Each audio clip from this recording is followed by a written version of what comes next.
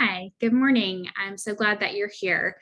Welcome to Quick Takes with the DLC. Today we are talking about getting started with IEP data collection in the new year. If you're unfamiliar with the DLC, we're an organization whose mission is to equip and empower teachers and leaders to serve all students. We do this by connecting you all with professional learning resources and networks to improve outcomes for diverse learners and ensure that teachers and leaders have everything they need to stay in their roles and serve diverse learners well. So today we're going to tackle IEP data collection. I'd love to provide you some ideas on how to do this systematically so that we can actually use the data to determine our next steps and guide our students to greater growth this year. This is especially important at the beginning of the year, as many systems we set up now are the ones we'll stick with and that we want them to serve us and our students well. First, we're going to address why it's important, then the what and how to assess, and finally, how we can use this data to determine our next steps. So the first question, of course, is why is this important? We collect IEP goal data to do three things. First, we measure student progress. How much progress have they made toward their goals? Then we can use that information to reflect on the effectiveness of our current instructional practices, and then use that to set future course, including instructional plans, IEP goals, determine services. The overarching question to great data collection is, can I use my data to improve my future instruction? Data is meaningless if not useful to planning for student learning. But as we know, there are several challenges that come along with data collection. Here are a few that may feel familiar to you. There's limited time in the schedule to collect data. There's a variety of IEP goals that require multiple types of assessment per student, right? With 15 students on our caseload, more or less, with each of them having 4 to 10 goals, more or less, there are a lot of things to keep track of. And then with that, there are a few at the ready resources available specific to those student goals that you have. Many sources of data, which ones are most important? How do we make good decisions? We talk about data so much, sometimes the purpose gets diluted. More data may mean more confusion, or as the image on the right demonstrates, we need to strive to be knowledge rich rather than data rich. We need to know and understand our students, what they can do, what they know, where they're headed, so that we can make better decisions for them. So how do we determine what's most important to assess? There are several different uses of data, and this can help us determine what we need to assess. First, we have present levels of performance. We understand how our students are currently performing, and then we use this data to set rigorous and measurable annual goals. And finally, we measure their progress toward their goals. This is essentially the IEP cycle, and we can use the same assessment across all three areas. We like to refer to this as weaving a common thread. An IEP should carry a common thread through each section, and data can ensure that this happens. There are lots of different sources from which to collect data. We can consider quantitative sources like academic probes, behavior tally sheets, prompting data. We can also look at qualitative data sources like checklists, interviews, anecdotal records. Let's look at an example. Imagine you have a student with a challenge in reading fluency. You decide to take baseline data. You give an oral fluency passage to the student, and the present level may sound something like this. When given an AIMSweb oral reading fluency passage on a first grade level, Mary read 22 words per minute. This placed her at the 10th percentile compared to her peers. From there, you create the goal. Given 1 minute and an oral reading fluency passage on the first grade level, Mary will read 30 words per minute, placing her at the 40th percentile on 4 out of 5 trials as measured by biweekly data collection. So then you determine your progress monitoring plan from there. Who's going to do it? The special ed teacher. with an Ames Web Fluency Probe on the first grade level. Not to be repetitive, but the key here is that the same measurement is happening across present levels, goals, and your progress monitoring strategy. Your goal also tells you when, biweekly, and how using the 1-minute probe, measuring words correct per minute. Another example might be for behavior. Imagine you have a student who talks out frequently in class. You want to write an IEP goal in this area. You decide to take baseline data. You observe the student over a 60-minute class period by taking frequency data, and you tally each time the behavior occurs. For your measurable annual goal, it's going to use the same measurement. It will decrease the frequency of talking out by 50% to 6 times on a 4 out of 5 trials measured weekly by the teacher. And then again, from there, you can determine your progress monitoring strategy. You'll need a frequency data sheet. You'll do this weekly, and you'll make tallies at each occurrence of the student talking out. The point here is it's the same measure. So when you feel stuck around what you're supposed to measure and what's most important, go back to the student's IEP and understand how the present levels, the measurable annual goals, and then the progress monitoring strategy all fit together. So now that we know the what, how do we do this consistently and keep all of our data organized? You'll have to find a system that works for you. Most importantly, it has to work in your time, in your ability, and what works for your brain. How do you keep things organized? So find something that is the easiest and most efficient for you. Is that handwritten or using technology? Is it daily, weekly, or biweekly? Some goals are most appropriate to take information on daily. Others are appropriate weekly or biweekly. Use your goal to help you figure that out. And then are they done as a group or individually? If you have a small group, you may be able to do a probe as a group, like a math probe where everybody's working at the same time. Or if it's inclusion, you may be able to take data on behavior or something unrelated to the content that you're actually in. It depends on what settings you're in and what goals you have. And then is it adult administered or a student permanent product? Adult administered would be something like giving a reading probe, an oral reading fluency passage where they're reading for 1 minute and you're listening. That has to be one-on-one with a student. Or a permanent product would be something like an exit ticket or a maze probe or a math probe where you're actually collecting their data sheet is actually the work that they're completing. Here are some ideas for that. On the left, there's printed data sheets, collecting them on your clipboard, being ready to take that data when you need to. In the middle is a Google form that we've created, and I'm going to stop right here and go ahead and go to that Google form so you can see what that looks like. It's going to ask you to make a copy. You'll do this for each of the students that are on your caseload that you're taking data for.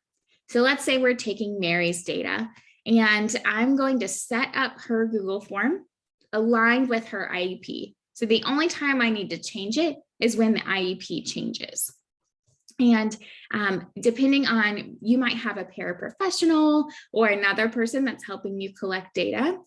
They can enter their name here and then decide what are they taking data for. So let's say they're entering in data for a pre-vocational goal.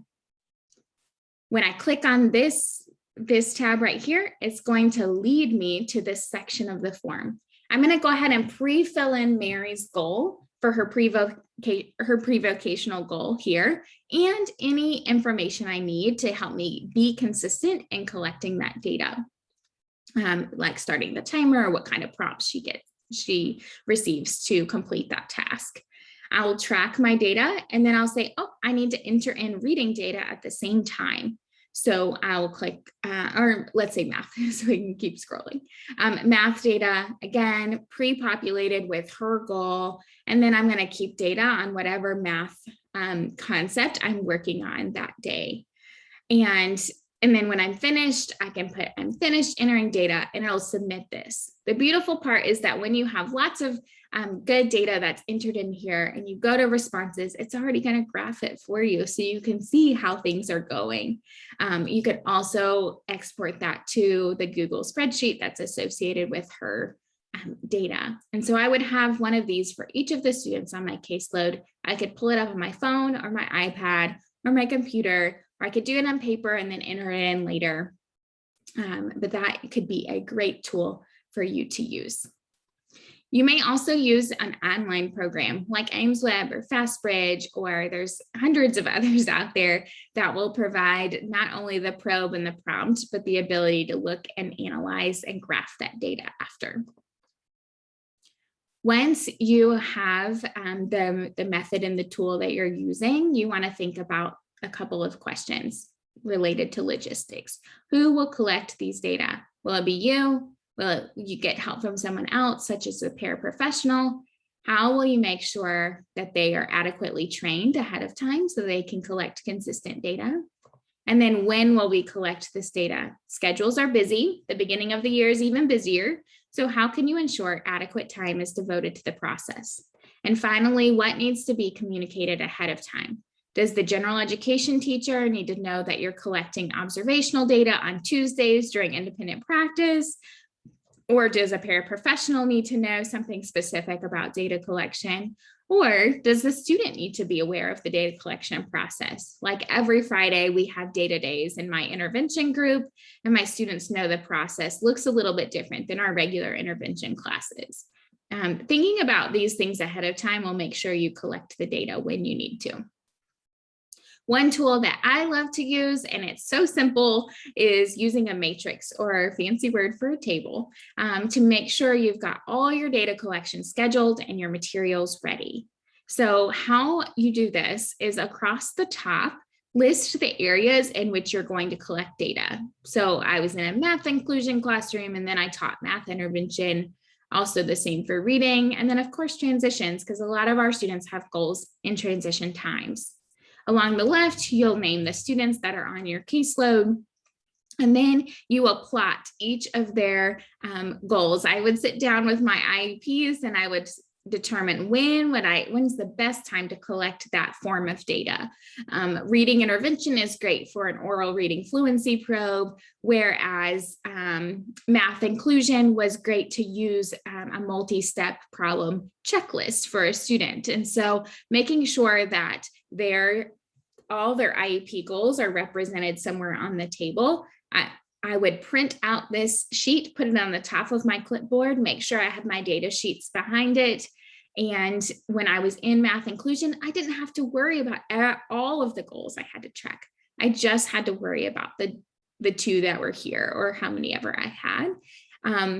As I did that throughout the week, I would check it off, or I would even put their data, the raw data, right onto the matrix. And then I could see by the end of the week, which goals did I track? Which goals do I still need to track?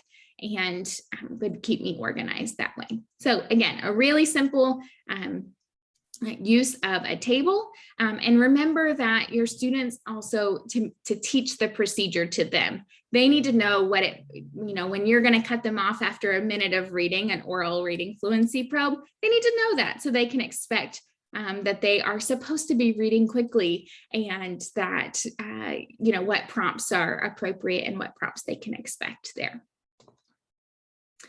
You'll need to organize all this data. I've mentioned a couple ways that you can do this, but again, you have paper options, tech options. Use those calendar reminders to set goals around when you're going to collect data.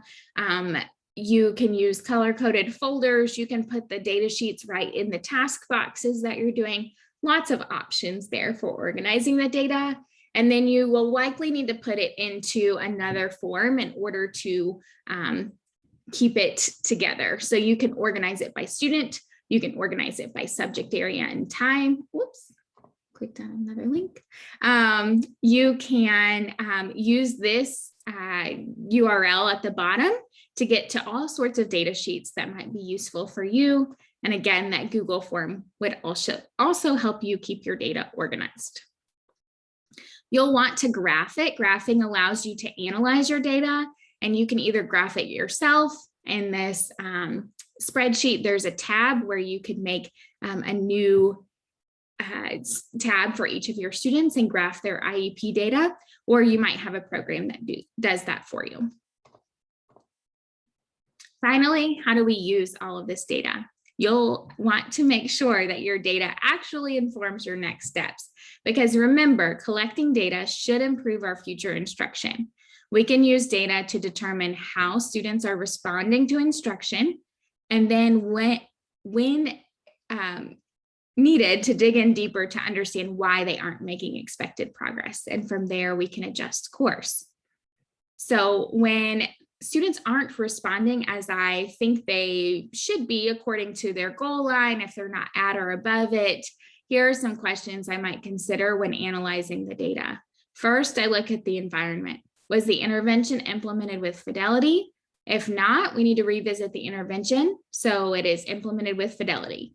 Are there extenuating circumstances that have impacted the student's performance?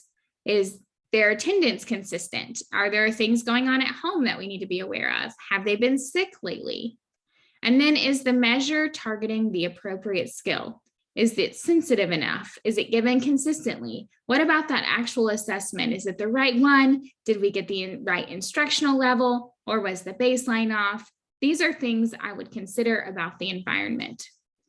And then I'll look at student skills. Is the student engaged and motivated? What skill gaps do they have that could be showing up in the assessment? Like, is there a gap that if I taught and I honed in on it, the student would actually begin to show progress? Then I need to go back and address that gap. And finally, I identify what's actually within the locus of my control to change. And of course, some of these would require an IEP team agreement, but I can change the dosage or the time of the intervention. That means how often, how long, what time the intervention is delivered. I could change the learning environment to make sure that there's less distractions, or it's a smaller group. Or I could change the instructional delivery or the resources. Is it the curriculum that's not working, or what other resources do I have? Do I need to improve something about my teaching? Is the pacing off? Does it need to be one-on-one versus small group? Lots of options there to change, but making sure that you are using data to inform those decisions. These are a couple of our favorite resources you'll find in the link below. The intervention intensification checklist and a database individualization, a DBI module from IRIS, and those are really helpful. So to summarize, we identified what to assess. Align those assessments with your present levels and your measurable annual goals. Then we identified how to assess. Pick your method and your tools. Schedule your data collection. Use a matrix. Organize it in a tracker and display it with a graph. And then analyze data to plan your next steps. Determine how your students are doing. Why are your students making or not making progress? And then plan your next steps accordingly. There's so many different starting points you could start with here. It depends on where you are, but think about a student or a group of students on your caseload and identify the action step that you're going to take with their data. It might sound something like, I will gather or organize or analyze data for something in particular in order to, how will that inform your future instruction? You can comment below. We'd love to hear your action steps so that we can be accountable to each other for making sure that we're using data to inform good decisions for our students. And I'm so appreciative that you've been here today. If you have any questions, please do reach out. You can find me at brooke@diverselearnerscoop.com. We also have a couple of fall intensives that are coming up. These are collaborative courses. They happen over the course of 3 or 4 sessions, and you get to meet others that are engaged in this work as well. One is on solutions to common behavior challenges. Another is on making the minutes count, co-teaching with your cross-language demands for EL teachers. And the final one is about scaffolding for general education teachers, making sure that Tier 1 instruction is accessible for all learners. So we'd love to see you there. Please do join us. And if you have any questions, reach out. Thank you.